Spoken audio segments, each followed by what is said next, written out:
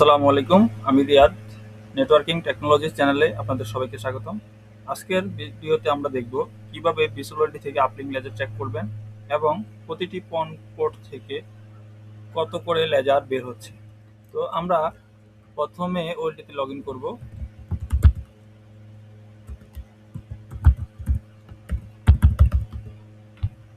তো আমরা ওএলটিতে log in করে নিলাম। আমরা ডিভাইস স্ট্যাটাস থেকে দেখতে পাচ্ছি এখানে কোন কোন পোর্টগুলো আপ আছে। তো আমরা দেখতে পাচ্ছি 1 থেকে 8 নাম্বার পন পোর্ট পর্যন্ত সবগুলো পোর্টই আপ আছে এবং এখানে দেখতে পাচ্ছি 5 নাম্বার গিগাবিট ইথার 5 অর্থাৎ এটা একটা এসএপি পোর্ট। এই পোর্টগুলো সব এসএপি পোর্ট আর এই পোর্টগুলো সব ইথার পোর্ট, অর্থাৎ 9 থেকে আপনার 15 পর্যন্ত যে পোর্টগুলো 16 পর্যন্ত যে পোর্টগুলো আছে এগুলো সব ইথার পোর্ট। তো এই ওএলটিটা আমাদের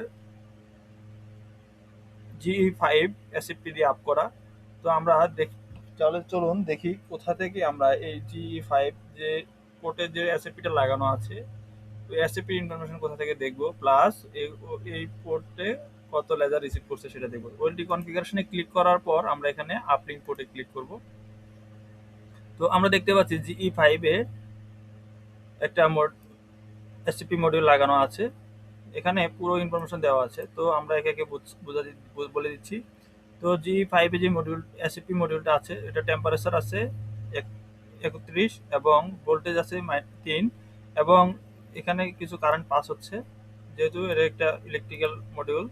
তো ট্রান্সমিট অর্থাৎ এই এসএপি থেকে লেজার ট্রান্সমিট করতেছে -1 এবং রিসিভ করতেছে -2 এবং এই এসএপিটা হচ্ছে ওইএম ভেন্ডর, অর্থাৎ এই এসএপির উৎপাদনকারী হচ্ছে ওইএম, এই ভেন্ডর কোম্পানিটি।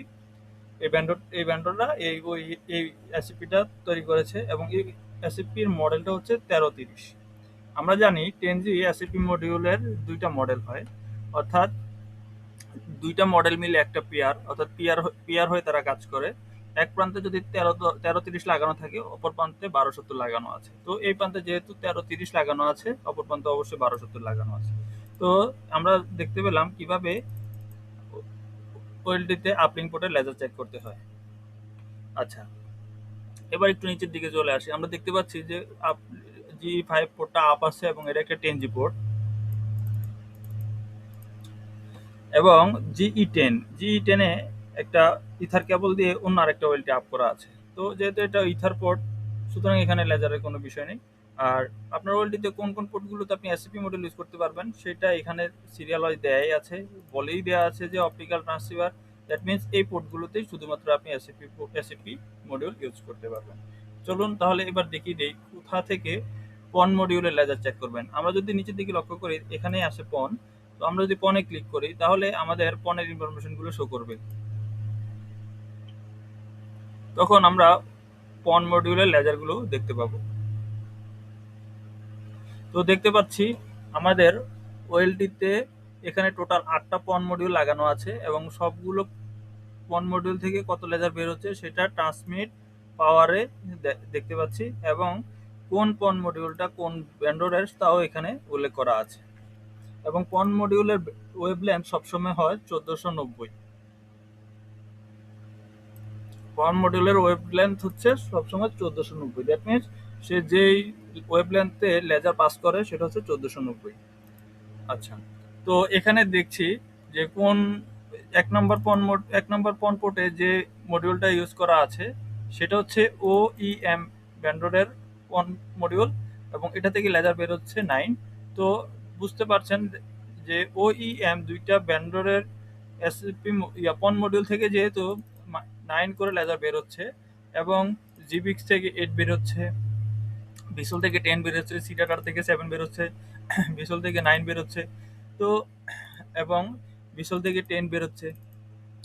তো এটা ডিপেন্ড করে আপনার ভেন্ডর অনুযায়ী। কিছু ভেন্ডরের পন মডিউলে এক এক রকম লেজার বের হয় এবং পন মডিউল যদি আপনার দুর্বল হয়ে যায় তাহলে অনেক সময় লেজার কম বের হয়। যত বেশি লেজার বের হবে আপনি তত বেশি ফাইবার পাস করে লেজারটাকে নিয়ে যেতে পারবেন এবং স্প্লাইসিং করলে আপনার লেজারটার স্ট্রেংথ তত ঠিক থাকবে। তো দেখতে পেলেন কিভাবে ওএলটিতে আপলিঙ্ক পোর্ট এবং পন পোর্ট থেকে লেজার চেক করতে হয়। আশা করি ভিডিওটি সবার ভালো লেগেছে। লাইক, কমেন্ট এবং শেয়ার করতে ভুলবেন না। আসসালামু আলাইকুম।